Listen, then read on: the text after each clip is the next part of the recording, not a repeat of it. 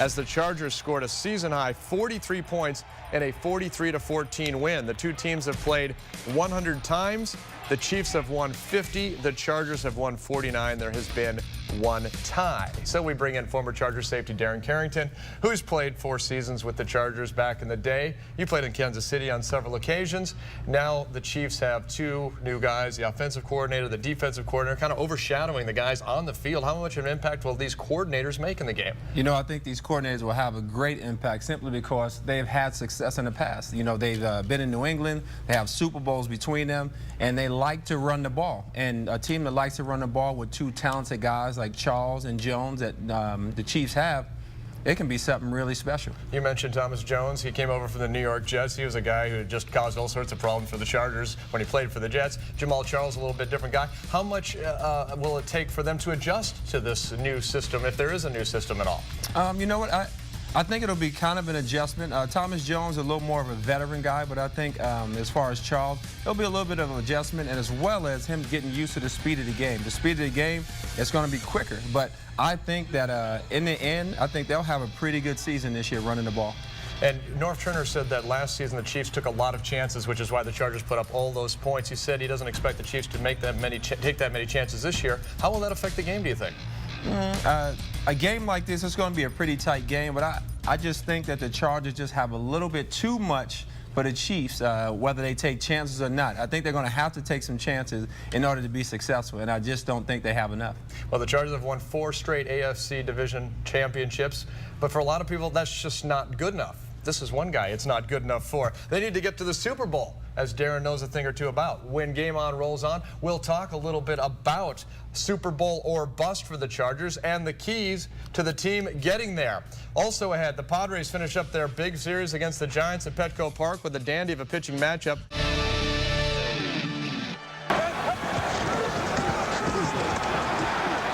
Barry Foster fumbles the ball. Was he down? No, he was not, and the Chargers have recovered at the 41-yard line. Darren Carrington came up with the ball.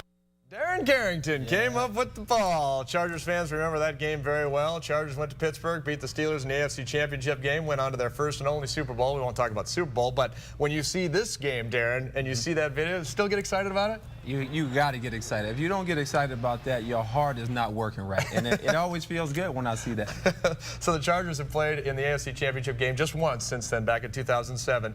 And this year, you're saying Super Bowl or bust for this team. Why is that?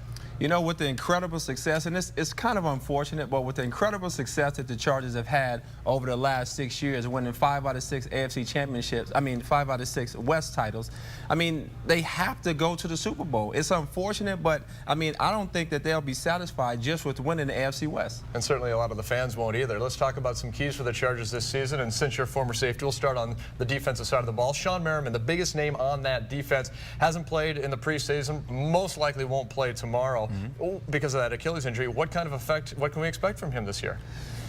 It's hard to say with the Achilles. You never know with the Achilles, but it's hard to say. But it's important for them to have that guy out there. You know, if they don't have that guy out there, then it kind of, in a sense, it balances everything out. But you want them to at least have his presence out there where it frees up some of the play or some of the potential for some of the other guys. And so that the front 7 is what he really affects. What can we expect from the front 7 with or without him this season? You know, I have to say, because he's got a professional, that they'll be ready to play. They know that he's not there. They know last year he was injured. He was on and off. So I think that some of the younger guys or some of those guys that are filling in for him, they should be incredibly excited about this opportunity that they have to make something happen. The defensive backfield, last Antonio Cromartie, Antoine Cason takes over.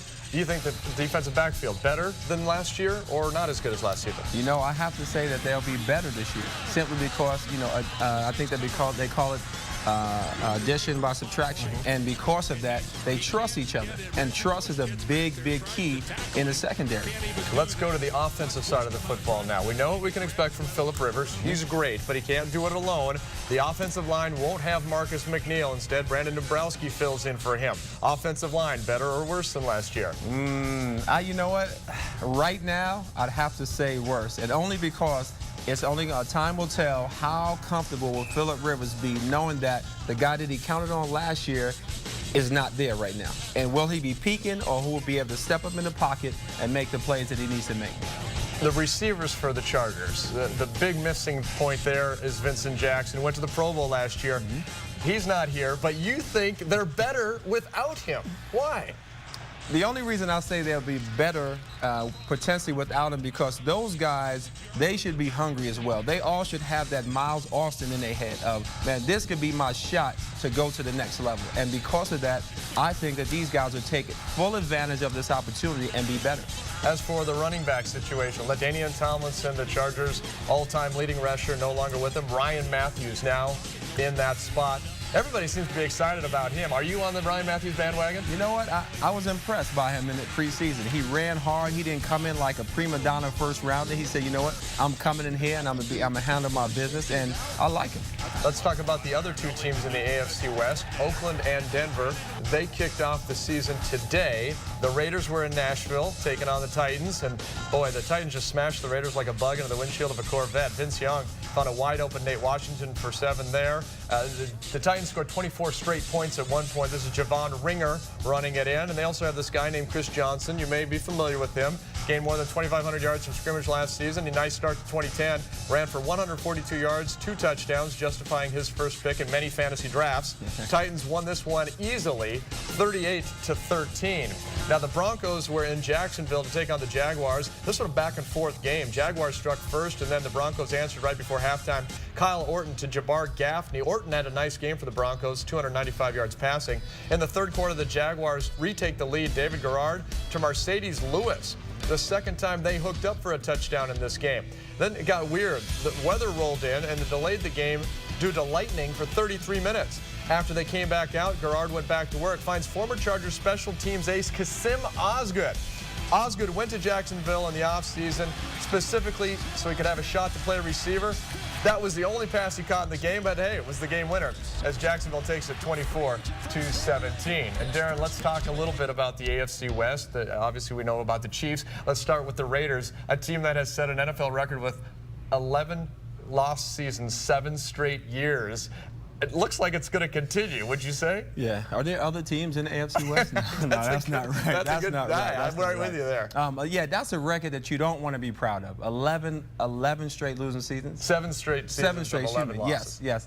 That's not something you want to be proud of. Somehow, some way, they've got to figure it out and say, man, we're professionals. We've got to pull this thing together. And as of right now, they don't know how to do it. As for the Broncos, obviously they're not going to start the season as they did last year. They've lost Elvis Dumervil for the season, a big blow. Is there anything to fear from this team at all? You know what? I kind of like this team, and only because I love Tim Tebow.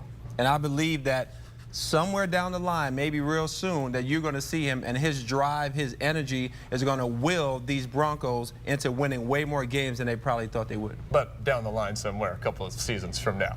You know what? It may be this year. Oh, okay. All right. Well, let's take a look at the Chargers' early schedule. They only play 2 of their first 6 games at home, but they should be favored in every game. And really, despite the fact that they have started 2-3 in each of Norv Turner's first 3 seasons, this could be and should be a 6-0 start, don't you think?